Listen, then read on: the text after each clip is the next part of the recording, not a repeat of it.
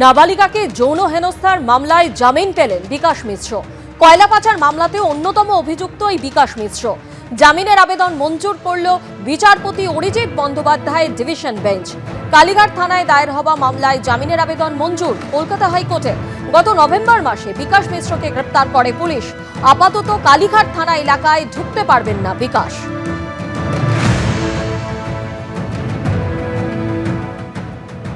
নজর রাখবো পরের খবরে। দুলাল সরকার খুনের তদন্তে দেরি নিয়ে এবার প্রশ্নের মুখে পড়তে হলো তৃণমূল নেতাদেরকে। এই খবরের দিকে আমাদের নজর থাকবে এই মুহূর্তে। গঙ্গাসাগরের ছবি আপনারা দেখতে পাচ্ছেন। আগামীকালই মকর সংক্রান্তি স্নান, তার আগে ভিড় জমিয়েছেন পুণ্যার্থীরা। ইতিমধ্যেই সেখানে ভিড় জমিয়েছেন। নিরাপত্তা ব্যবস্থা জোরদার করা হয়েছে। কপিল মুনির আশ্রম সেজে উঠেছে। ভাগীরথী, মুড়িগঙ্গা, বটতলা নদী আর বঙ্গোপসাগরে ঘেরা গঙ্গাসাগরে ভিড় জমতে শুরু করেছে।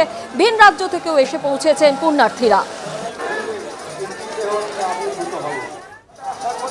গঙ্গাসাগর মেলা প্রাঙ্গণে উপচে পড়ছে ভিড়। যত সেই মহেন্দ্রক্ষণ এগিয়ে আসছে ততই কিন্তু পুণ্যার্থীদের ভিড় জমতে শুরু করেছে। ক্যামেরাম্যান প্রবীর সামন্তকে বলবো সেই ছবি দেখাতে।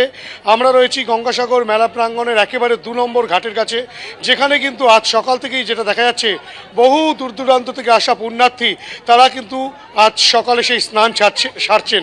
এবং তার পাশাপাশি যে মহেন্দ্রক্ষণ আগামীকাল, সেই মহেন্দ্রক্ষণ আসার আগে থেকেই পুণ্যার্থীদের ঢল কিন্তু দেখা যাচ্ছে গঙ্গাসাগর মেলা প্রাঙ্গণে। শুধু তাই নয়, এই মেলা যাতে সুষ্ঠুভাবে হয় সে কারণে কিন্তু প্রশাসনের তরফ থেকে সমস্ত রকমের ব্যবস্থা করে রাখা হয়েছে। কোথাও সিসিটিভি ক্যামেরার ব্যবস্থা করা হয়েছে, কোথাও সিভিল ডিফেন্সের লোক রাখা হয়েছে, কোথাও পুলিশ রয়েছে এবং বিভিন্ন জায়গায় কিন্তু রীতিমতো প্রশাসনের তরফ থেকে প্রস্তুতি সম্পূর্ণ করে রাখা রয়েছে। যে চিত্র দেখাবো, যেখানে দেখা যাচ্ছে ইতিমধ্যেই কিন্তু সাগরে স্নান করতে নেমেছেন বহু পুণ্যার্থী। তারা ইতিমধ্যেই স্নান সারছেন এবং আগামীকাল মকর সংক্রান্তির যে স্নান, সেই পুণ্য লগ্নে সেই স্নান সারার জন্য দূর দূরান্ত থেকে মানুষজন এসেছেন, তারা ভিড় জমাচ্ছেন। ইতিমধ্যেই আজ সকালের যে চিত্রটা, সেই সকালের চিত্র থেকে স্পষ্ট যে দূর দূরান্ত থেকে মানুষের পুণ্যার্থীদের ঢল কিন্তু আস্তে আস্তে বাড়ছে। শুধু তাই নয়, এনডিআরএফের তরফ থেকে এবং ভারতীয় উপকূলরক্ষী বাহিনীর তরফ থেকে, তাদের তরফ থেকে কিন্তু ঠিক এভাবেই স্পিড বোটে টহলদারি করা হচ্ছে। এরকম বিভিন্ন রকম ওয়াচ টাওয়ার তৈরি করা হয়েছে। সেই ওয়াচ টাওয়ার থেকে যেমন নজর রাখা হয়েছে, তার পাশাপাশি কিন্তু এখানে সিসিটিভি ক্যামেরাও রয়েছে। এখানটায় পুলিশ প্রশাসন একেবারে প্রস্তুত। পুণ্যার্থীদের ভিড় ধীরে ধীরে বাড়তে শুরু করেছে গঙ্গাসাগর মেলা প্রাঙ্গণে।